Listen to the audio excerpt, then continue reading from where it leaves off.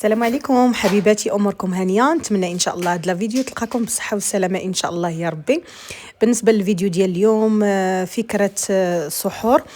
بالنسبه للسحور كفكره ممكن ديروا ساندويتشات ديال الكفته بهذه الطريقه هذه اللي غادي نوريكم دابا.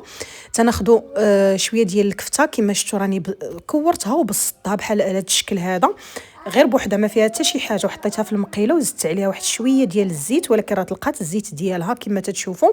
زدت عليها واحد شويه ديال الزعتر، كمون السيم ومليحه وبزار فقط. هادشي اللي درت فيها وخليتها حتى تقلات بحال هذا الشكل هذا وحيدتها.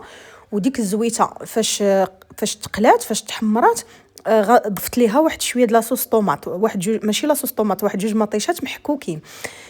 صافي ما زدت عليها حتى حاجه من غير شويه ديال الملحه كانت خاصاها، وحركتها بحال هكا كما تتشوفوا حتى عقدت. صافي ملي تتعقد بحال هكا تنحيدها على جنب، ما نخليوهاش ثاني طيب بزاف تجي بنينه على هذا الشكل هذا. مكون ثاني هو البصله. تناخذ البصله تنقطعها شنيفات، ضفت ليها مليحه وشويه ديال التحميره وشويه ديال الكمون. صافي داكشي اللي درت، وجبت هاد الخبيزات هادو كما تتشوفوا. هاد الخبيزات دخلتهم للفران راهم سخانين دابا. غناخذهم وغادي نقطعهم من الوسط على هذا الشكل هذا كما تتشوفوا. ما غاديش نقطعهم كاملين، غنقطع غير حتى النص تقريبا، وغنخليهم باش ندير لهم ديك الفتحه ديال العماره. هنا كما تتشوفوا راني حيدت لهم ديك البابه اللي الوسط. صافي وتناخذ هذيك لاصوص طوماط، كثروها شويه راه تجي بنينه صراحه. خديتها وبسطتها تمايا في ديك الخبيزه. صافي من بعد غادي نضيف عليها ديك البصيله اللي درت معاكم. اللي ما بغاش التوابل بلا ما يديرهم، كي قلت لكم درت القزبور، نسيت ما قلتهاش لكم، درت واحد شويه ديال القزبور، ملحه وكمون وشويه ديال التحميره. صافي راه تيجيو زوينين وبنانين، وتنستف هذوك الكفيتات ديالنا. صافي تيجي ولا اروع. صدقوني غتجربوا غادي يعجبكم. من تيجي احسن من هذاك ديال الزنقه، يعني شي حاجه صوبتيها في الدار وعارفه شنو تتاكلي.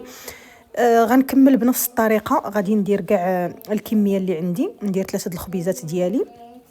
صافي بنفس الطريقه، يعني لاصوص طوماط وشويه البصله وشويه الكفته.